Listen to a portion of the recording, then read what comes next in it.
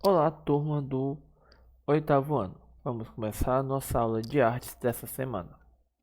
Vamos começar com a correção da página 65. Os elementos da composição fotográfica devem ser vistos como temperos para a produção de uma imagem. Na culinária, o uso de vários ingredientes ao mesmo tempo pode alterar o sabor principal. Essa ideia vale para a imagem. Você pode escolher um elemento de base ou uni-los, mas lembre-se que o excesso pode mais atrapalhar do que valorizar sua fotografia. Observe as imagens e escreva qual é o elemento da composição predominante em cada uma delas. Na primeira imagem é o espaço, na segunda são as linhas, na terceira a perspectiva, na quarta a cor, na quinta a textura, que são as escamas de um peixe, e na sexta a luz. Muito bem. Continuando a correção, agora a página 69. Observe as imagens a seguir e assinale apenas aquelas que podem ser consideradas fotomontagens. Muito bem. Primeira, né? Óbvio. A terceira. Afinal, um cara nunca conseguiria colocar todos esses animais juntos sem que eles brigassem. A quarta imagem. E só. As demais são fotos normais. Mas a primeira, a terceira e a quarta são fotomontagens. E aqui na página 71, a macrofotografia modifica a nossa forma de olhar e a noção de escala de diversos objetos. Observe a imagem a seguir e assinale apenas aquelas que podem ser consideradas macrofotografias. A segunda, afinal, um zíper visto de bem de perto. A terceira, ponta de uma caneta. E a quarta, um grão de café. Muito bem. E essa última, aqui, né, que era na página 72, tinha: se um texto pode inspirar uma imagem, o mesmo pode acontecer de modo inverso. Observe atentamente as fotografias abaixo. Crie título para as imagens de acordo com as impressões causadas por elas. Como, por exemplo, solidão, distância, liberdade. E aqui, pensamento, contemplação. Então, fica a critério de vocês, é uma questão pessoal. Muito bem. Agora vamos à nossa aula em si, sem correções. De olho no espaço. Capítulo 5, coloquem no livro lá, pausem a aula se necessário. O que um espaço tem a ver com o que somos, o que sentimos e a maneira como vivemos? E como podemos representá-lo? A arte tem muito a expressar sobre essas questões. No caso aqui, a gente está vendo um feijão cromado gigante, mas esse daqui é o Portal das Nuvens, feito de aço inoxidável por 1000 centímetros por 1300 centímetros, mais 2000 centímetros, em Chicago, nos Estados Unidos. Ou seja, é uma obra imensa que tem como principal função o quê? Por ser cromada e espelhada assim, ela distorce o espaço em volta, onde as pessoas ficam todas contornadas, o próprio ambiente em volta parece distorcido. Muito bem. O que você observa na imagem? Descreva as características que mais chamaram sua atenção. Bem, o tamanho, a forma, o pombo aqui em cima, toda essa distorção visual que ele causa. É comum um elemento como esse estar presente na cidade? Igual a esse? Sim e não. Afinal, ele é uma escultura e cidades costumam ter esculturas. Agora, com esse estilo, aí não é comum. Você consegue lembrar de algum elemento incomum em sua cidade? Isso fica a cargo de vocês. Muito bem.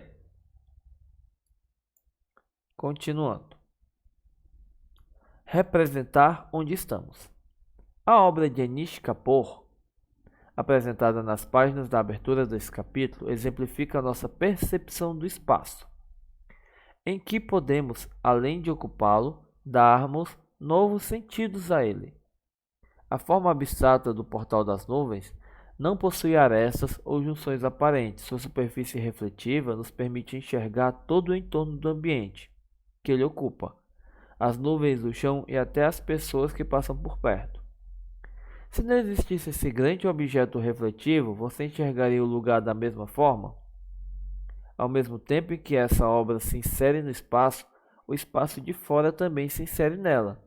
É, portanto, um jogo de representação de ilusões. O que isso quer dizer? Se não fosse ele aqui no meio, é provável que as pessoas passassem por essa praça sem se ligar com o que há em volta delas, sem ver os prédios, os parques. Claro, não que elas não viam, mas simplesmente elas não dariam determinada importância, não focariam nessa imagem. Já com o portal das nuvens, o que ele faz? Além de ele chamar a atenção para ele, óbvio, ele acaba chamando a atenção para o ambiente em volta, porque a pessoa vê a imagem distorcida. E isso acaba atiçando a curiosidade dela de ver o ambiente em torno dela. E dela mesma se ver semi-distorcida na imagem que ele causa. Ou seja, ele muda a paisagem e a paisagem acaba sendo observada graças a ele. Apesar dele chamar a atenção, todo o ambiente em volta acaba também sendo visto. Continuando. Obras feitas para lugares específicos. A obra Portal das Nuvens é um exemplo de site-specific. Uma obra artística é chamada assim quando é criada para permanecer em um lugar específico, de modo que a obra e espaço se relacionem. Se houver mudanças na obra ou no lugar, o sentido e a percepção do trabalho são alterados. Observe outro site-specific, que é esse aqui. Os portões, painéis com tecido no Central Park. Ou seja, se virmos de modo cru, seriam armações de madeira com tecido laranja. Mas como elas são espalhadas e o vento nela causa esse movimento, dá a ideia de pequenos portais para outros lugares. Isso é um site-specific. Lembre-se bem desse nome, site-specific. Uma obra criada para permanecer em um lugar específico, ou seja, ela é feita para aquele lugar. No caso aqui, qual é o intuito que ela queria passar com isso? O que vocês acham que as pessoas sentem ao ficarem atravessando vários desses pequenos portões, com esse vento, com esse tecido leve se mexendo para todo canto? Pense aí como vocês se sentiriam. Continuando. Ressignificando espaços. Você viu que a arte pode expandir os limites do espaço urbano. Diante dessa expansão, nós podemos participar de uma obra atribuindo novos significados a um trabalho artístico por meio de nossa observação e percepção, ou mesmo inserindo novos elementos. No caso, a ideia que seria interessante que a gente pode tirar desse pequeno texto é o seguinte: a nossa percepção altera a obra. A forma como vimos o lugar ou a obra faz com que ela tenha uma alteração para nós, não para todos, mas para quem está observando. Por exemplo, 4 vezes, escultura de ferro fundido que fica no Distrito Federal. É uma estátua em pé, olhando a estrada. Observe a imagem acima. Quem observa a obra de longe pode ter a certeza que está vendo uma pessoa apreciando a paisagem. Quem se aproxima se depara com o trabalho do artista Anthony Gormley. A instalação, chamada 4 vezes, conta com 31 esculturas de ferro fundido em tamanho real, modeladas a partir do próprio corpo do artista e que foram distribuídas em beirais e telhados e prédios de centros de várias cidades do mundo. Ou seja, foi feita a partir do corpo do artista e está espalhadas pelo mundo, sempre observando. Uma ideia que vocês podem estar imaginando seria que a ideia dele passar é que ele é quase uma onipresença, onde ele observa diferentes locais do mundo ao mesmo tempo. No caso, 31 lugares. Afinal, são 31 esculturas. Se a escultura estivesse em outro ambiente, você acreditaria que a percepção do local mudaria? Vamos ver. O nome dessa obra é 4 vezes. Vamos pesquisar aqui. 4 vezes esculturas.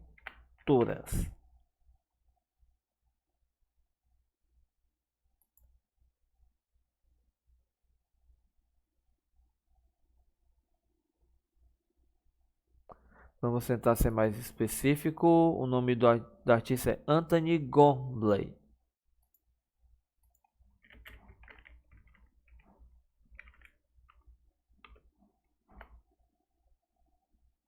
Pronto.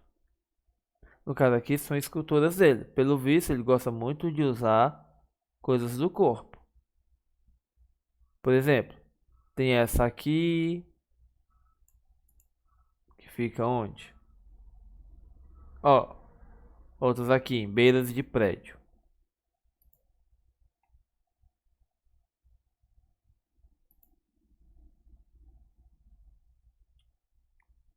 Então, ele gosta de usar o próprio corpo como escultura para transferir. E o próprio ambiente onde ele fica acaba sendo alterado. Se ela tivesse virada para outro lugar, qual lugar vocês acham que ia chamar mais a atenção? Isso, o lugar para qual a estátua estivesse voltada. E acabar chamando a atenção que a pessoa fica curiosa de querer saber o porquê daquela estátua está virada para lá. Continuando. Proporções gigantes. Seria possível o próprio lugar ser uma obra de arte? E se fosse feito em um grande espaço externo, como jardins, lagos e terrenos desocupados?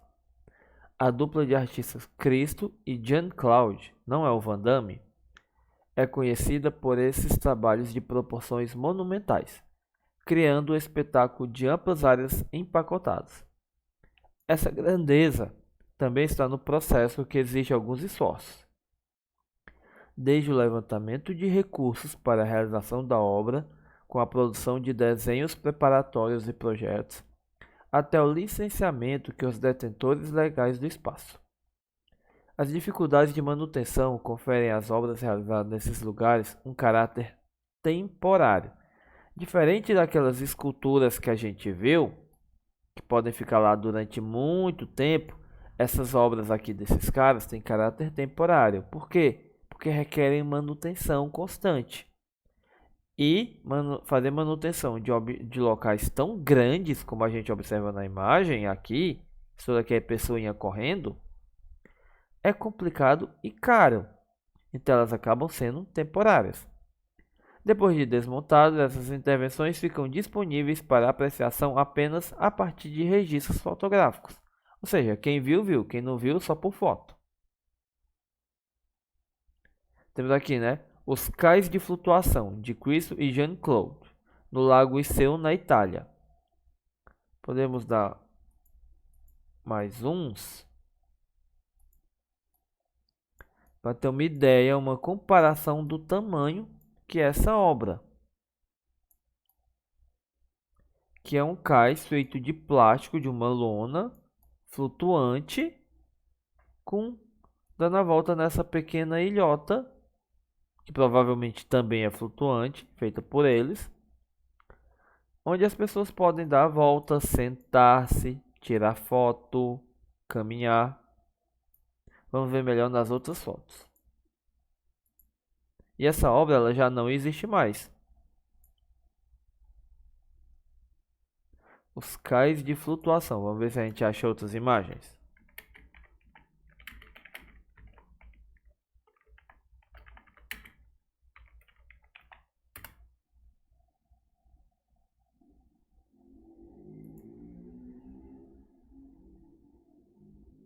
Olha, tem outras em outros lugares. Em Veneza.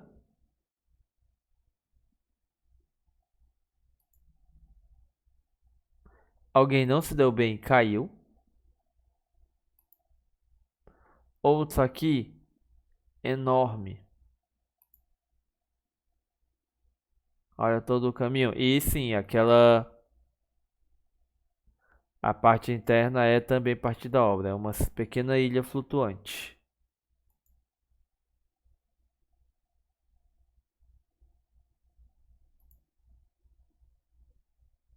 E acaba permitindo que muitas pessoas andem em cima. Muitas mesmo.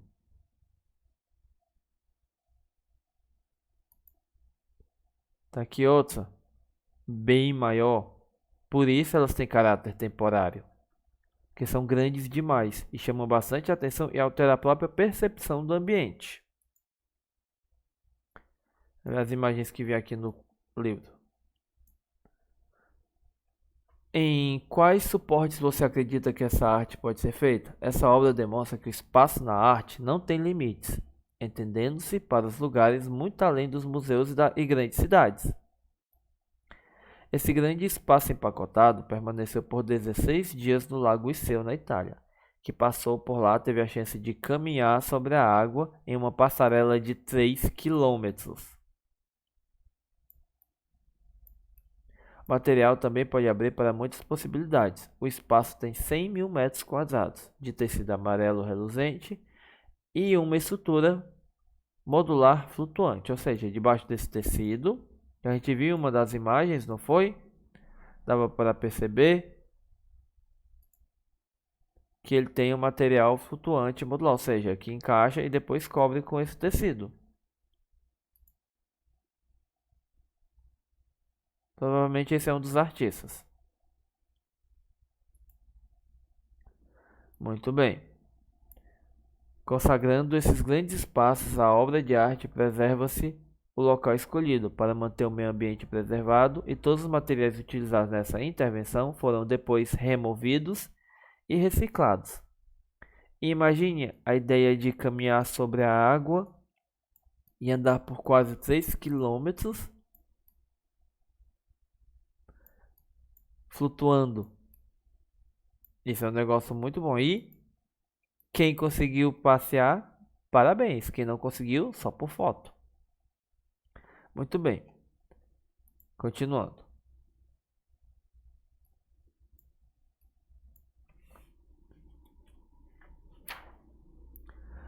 Para criar o cais flutuante, Cristo e Jean-Claude criaram primeiramente desenhos do projeto, prevendo e representando a obra.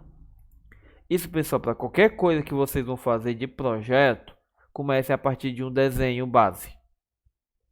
Seja criar uma pintura, um quadro, uma escultura, qualquer coisa que você pretende construir ou criar, comece com um desenho base. Ajuda muito. Observe a imagem abaixo, que representa um projeto de intervenção em grande escala. Leia os três a seguir e associe os elementos correspondentes. Está aqui. A, B e C. E D, né? Muito bem.